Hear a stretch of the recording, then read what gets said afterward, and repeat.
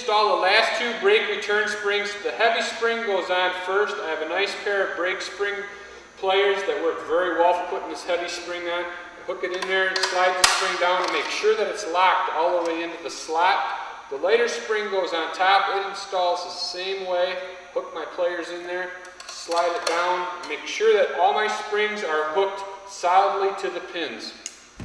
If you want to put a stop to the brake problem on your Ford tractor, we can help you out.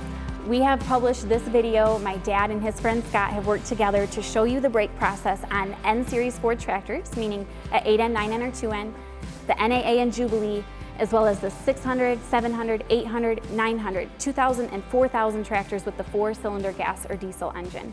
This video is jam-packed, loaded with information. My dad and his friend did shoot it several years ago when I was a youngster, and this is one of the first videos that I starred in. My dad let me put the wheel chuck underneath the wheel. That's all I was trusted to do back then.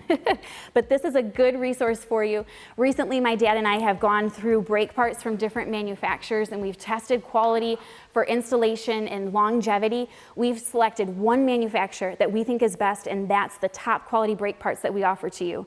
Seals are sold separately from this brake repair kit, and then shoes are also a separate purchase. On the table, I have mixed parts from different series of tractors, so you'll want to just pick the series of brake parts that's appropriate for your model tractor.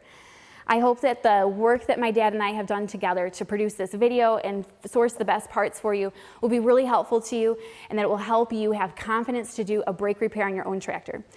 Don't be intimidated by it. I know that when you look at the brake parts, you're gonna see all these springs and pieces, and you might think, how can I put all those in my tractor? But this video will help you so that you can put every single piece in properly with ordinary shop tools that you already own. You can purchase these items on our website, which is farmtractorrepair.com.